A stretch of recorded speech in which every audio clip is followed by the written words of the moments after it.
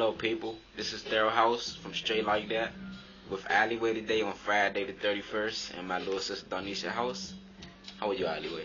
I'm great. Thank you guys for taking this time to have me. You're welcome. We're happy to have you too, though. I'm gonna start off. I thought you had hair though.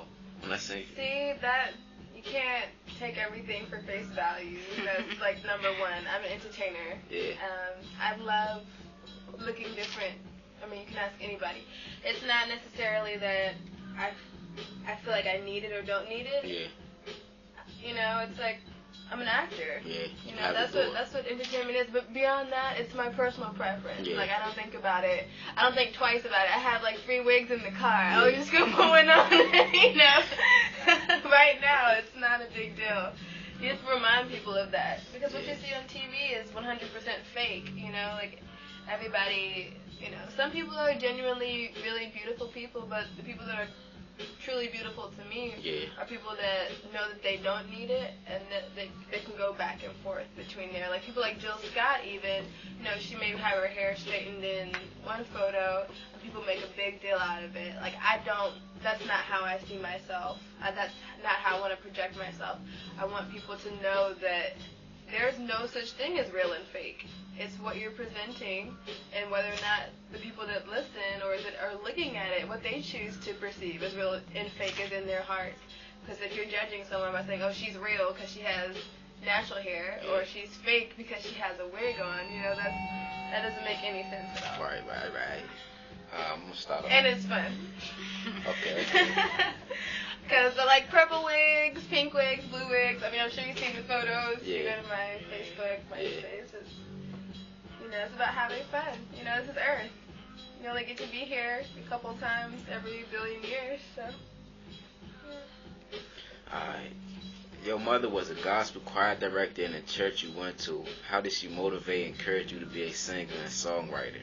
Oh, my mom motivated me by being who she was. You know how most people have a parent and they're a musician or an artist and, you know, that they may not be that good, but you still want to emulate your parents. My experience was totally different. My mother was completely competent. I saw her as out singing Whitney Houston, the Shaka Khans. Her pitch was impeccable. And being a part of one of the choirs that she directed, she would always say, Allison, you know, we grew up in like a church. We didn't have sheet music, you know. I wasn't introduced to sheet music until maybe middle school when I was in like, you know, another choir at a religious school that I was attending.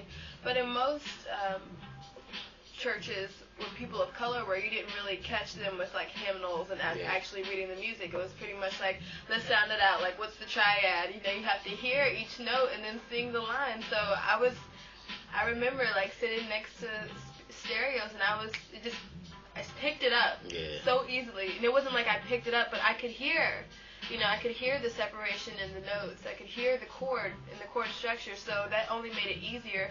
Like from 0 to 10, I was picking out chords just, you know, by ear. And then by the time I was in high school and college studying music, it made, you know, some of it didn't make sense because I'm like, dude, I can do this in my head, but other people are like struggling to write it out or to read it. I'm just like, you know, I have the best of both worlds, I feel. Did you always want to be a singer? If not, what did you want to do? Well, I always saw myself as a singer, so like being who I am today is not like some kind of goal that I had. I guess now it's to be a well-paid, well-known singer. But in my mind, as a child, I've always been a singer. You know, like and I even tell people when I give voice lessons or like if I'm speaking that everybody's a singer. It's just if you choose to be in the public eye or not. You know, everybody can sing.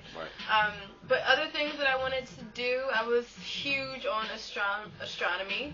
I love the planets. I love environmentalism. I love teaching people about our environment. I find it very fascinating the way life itself occurs, you know, like biology and psychology as well. I'm really into psychotherapy and, you know, yeah, so I would say astronomy and physics. That's something that I think I want to go and get another degree in is like physics. astrophysics, you know. Yeah. Requires a lot of math.